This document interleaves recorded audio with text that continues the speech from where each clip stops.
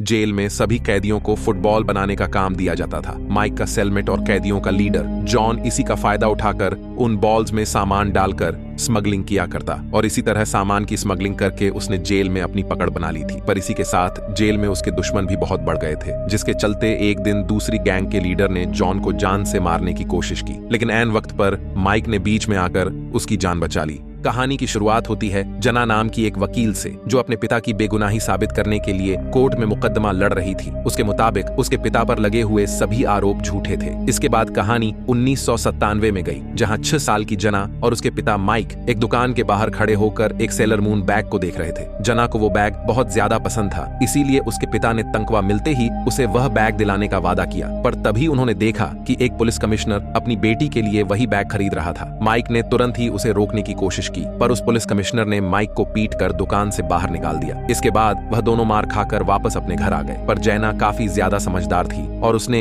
एक बार भी अपने पिता से बैग ना खरीदने की शिकायत नहीं की। माइक की दिमागी हालत ठीक ना होने की वजह से जना अपने पिता का खास ध्यान रखती थी। अगले दिन जब माइक अपनी तनख्वाह गिन रहा था तो उस पुलिस कमिश्नर की बेटी भी वहां पहुंच गई और वह माइक को एक ऐसी दुकान पर ले जाना चाहती थी जहां वह अपनी बेटी के लिए वह सेलर मून बैग खरीद सके। पर रास्ते में अचानक उस लड़की का पैर बर्फ में फिसल गया और तभी ऊपर से एक ईंट आकर उसके सर पर गिरी, जिस वजह से उसकी वहीं पर मौत हो गई। माइक ने उसे बचाने के लिए उसे सीपीआर देने की कोशिश की, पर पास में ही बैठी एक औरत ने इसे गलत हरकत समझकर माइक के खिलाफ पुलिस में शिकायत कर दी, जिसके बाद पुलिस माइक को उठाकर पुलिस स्टेशन ले आई, जहां उसे अपनी बीमारी की वजह से समझ ही नहीं आ रहा था कि पुलिस ने उसे अरेस्ट कर लिया है और वह बार बार वापस घर जाने की कोशिश कर रहा था। उसकी इस हरकत से परेशान होकर पुलिस वालों ने उसे पीटना शुरू कर दिया। अगली सुबह पुलिस ने माइक पर आरोप लगाया कि उसने पुलिस कमिश्नर से बदला लेने के लिए उसकी बेटी की हत्या की है और साथ ही उसे क्राइम सीन पर भी ले जाया गया, जहां उसे इस पूरी वारदात को फिर से करके दिखाने को कहा गया। तभी जैना भी अपने पिता को ढूंढते हुए वहां पहुंच गई और अपने पिता को ऐसी हालत में देखकर वह तुरंत ही माइक की तरफ भागी, पर पुलिस वालों ने उसे अपने पिता से मिलने नहीं दिया। इसके बाद माइक को जेल में भेज दिया गया, जहां वार्डन ने भी उसे ऐसी घटिया हरकत करने के लिए काफी पीटा। इसके बाद उन्होंने उसे सेल नंबर 7 में भेज दिया, जहां कुछ कैदी पहले से ही रह रहे थे और उन्होंने भी माइक को काफी पीटा। लेकिन इस सब के बावजूद भी माइक के दिमाग में सिर्फ अपनी बेटी की चिंता थी। जेल में सभी कैदियों को फुटबॉल बनाने का काम दिया जाता था। माइक का सेलमेट और कैदियों का लीडर जॉन इसी का फायदा उठाकर उन बॉल्स में सामान डालकर स्मगलिंग किया करता और इसी तरह सामान की स्मगलिंग करके उसने जेल में अपनी पकड़ बना ली थी। पर इसी के साथ जेल में उसके दुश्मन भी बहुत बढ़ गए थे, जिसके चलते एक दिन दूसरी गैंग के लीडर ने जॉन को जान से मारने की कोशिश की, लेकिन ऐन वक्त पर माइक ने बीच में आकर उसकी जान बचा ली। उसकी इस हरकत से जॉन बहुत ज्यादा खुश हुआ और उसने माइक से कहा कि भाई तुझे क्या चाहिए, बता, जो तू कहेगा वो हो जाएगा। लेकिन माइक तो सिर्फ अपनी बेटी से मिलना चाहता था। कुछ दिनों बाद जेल में एक चर्च शो होने वाला था, जिसका फायदा उठाकर जैना को भी जेल में लाया गया और सही मौका मिलते ही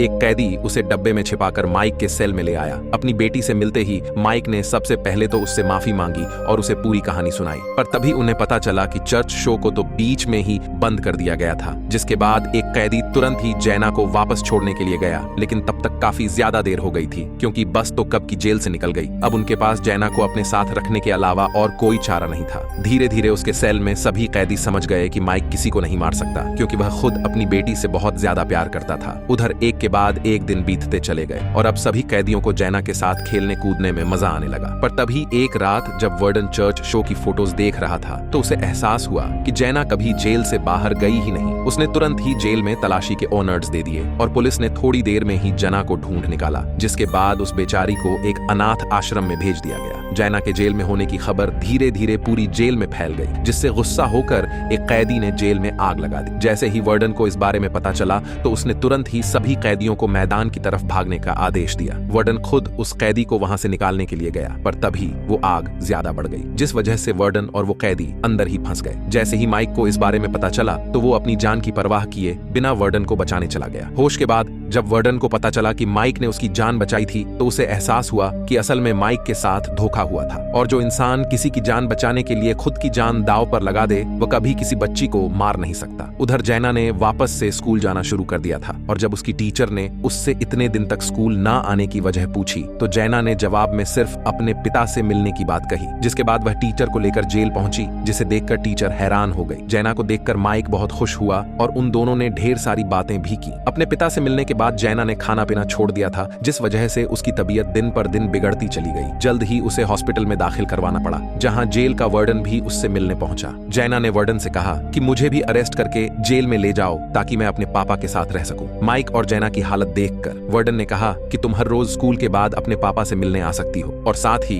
वार्डन माइक की केस फाइल पढ़ने लग गया, जिसे पढ़ते ही वो समझ गया कि इस बंदे के साथ कुछ तो गलत किया जा रहा है, और इसीलिए उसने माइक की मदद करने का फैसला किया। इसके बाद वह कमिश्नर से मिला, जहां उसने माइक के केस की फिर से जांच करवाने की रिक्वेस्ट की, पर वह यह नहीं जानता था कि यह सारा जाल कमिश्नर का ही तो बिछाया हुआ है। धीरे धीरे जैना सभी कैदियों की काफी अच्छी दोस्त बन गई। वह हर रोज जेल में आती थी तो वह साथ साथ जॉन को पढ़ना लिखना सिखाने लगी। एक दिन वह अपने क्लास के एक बच्चे से फोन मांगकर जेल में ले आई ताकि सभी कैदी अपने घर पर बात कर सकें। धीरे धीरे वहां सभी लोग एक परिवार की तरह रहने लग गए, और एक दिन उन्हें पता चला कि माइक के फैसले की तारीख नजदीक आ रही है। इसीलिए सभी कैदियों ने उसकी मदद करने का फैसला किया, जिसके लिए सबसे पहले तो उन्होंने हादसे को कई बार दोबारा बनाकर देखने की कोशिश की, जिसके बाद उन्हें पता चला कि असल में वो लड़की जमी हुई बर्फ की वजह से फिसली थी, और नीचे गिरते वक्त उस लड़की ने गलती से एक रस्सी को खींच दिया जो एक ईंट से बंधी हुई थी, जिसके बाद वो ईंट सीधा आकर उसके सर पर लगी। इसके बाद उन कैदियों ने अपने अनुभव से माइक के लिए कई सारे सवाल तैयार किए और उसे उनके जवाब देने के लिए तैयार करना शुरू किया। माइक की बीमारी के चलते उसके लिए यह सब काफी मुश्किल था, पर फिर भी उसने दिन रात इसके लिए मेहनत की। फैसले की तारीख से पहले माइक से मिलने के लिए पब्लिक लॉयर जेल में आया, जिसके मुताबिक अगर माइक अपनी बेटी को बचाना चाहता है तो उसे किसी भी हाल में गुनाह कबूल ना होगा, वरना कमिश्नर उसकी बेटी को जान से मार देगा। कुछ दिनों बाद जब माइक को फैसले के लिए कोर्ट लाया गया तो कमिश्नर उससे मिलने के लिए वेटिंग रूम में आया,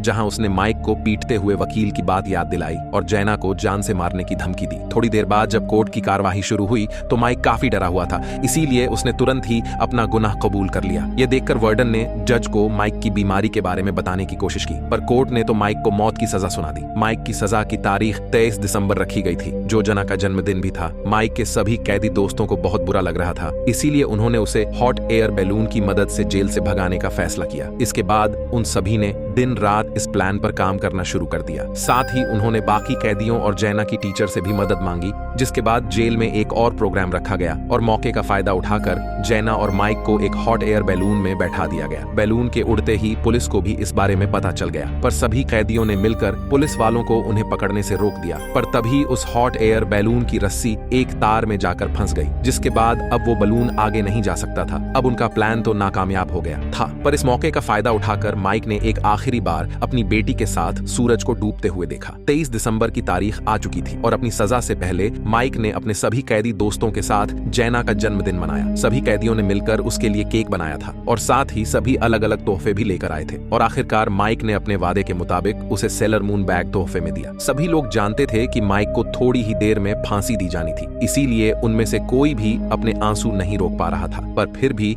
उनमें से किसी ने भी जैना को यह बात नहीं बताई। थोड़ी देर बाद सिपाही माइक को सजा के लिए ले जाने आए, पर जाने से पहले माइक ने अपने सभी साथियों का शुक्रिया अदा किया। उन सबको उसे जाते हुए देखकर बहुत बुरा लग रहा था, लेकिन वह चाहकर भी कुछ नहीं कर सकते थे। हमेशा हमेशा के लिए जुदा होने से पहले एक आखिरी बार माइक ने अपनी बेटी को गले लगाया, अपनी फांसी के लिए। जाते वक्त माइक को अपनी बेटी की आवाज सुनाई दी और वह तुरंत ही वापस अपनी बेटी से मिलने के लिए आ गया। वह बार बार मदद के लिए चिल्ला रहा था, क्योंकि वह किसी भी हालत में अपनी बेटी से अलग नहीं होना चाहता था। लेकिन अब बहुत देर हो चुकी थी और उधर वार्डन भी अपने आप को मजबूर महसूस कर रहा था, क्योंकि वह चाहकर भी माइक की मदद नहीं कर सकता था। और आखिरकार माइक को उस गुनाह के लिए फांसी पर चढ़ा दिया गया जो उसने कभी किया ही नहीं था। 16 साल बाद जब जैना एक वकील बन गई थी तो उसने अपने पिता की बेगुनाही साबित करने के लिए कोर्ट में एक मुकदमा किया। वार्डन और माइक के सेल मेट्स भी इस केस की सुनवाई पर आए थे और आखिरकार जैना अपने पिता की बेगुनाही साबित करने में कामयाब हो गई। जज ने पिछले फैसले को बदलकर माइक को बेकसूर घोषित कर दिया और उस लड़की की मौत की जांच फिर से करने का आदेश दिया। सभी लोग बेहद खुश थे और इसके बाद जैना तार में फंसे उस गुब्बारे को देखकर अपने पिता के साथ हॉट एयर बैलून में बिताए हुए उन खूबसूरत पलों को याद करने लगी। कहानी यहीं पर समाप्त होती है।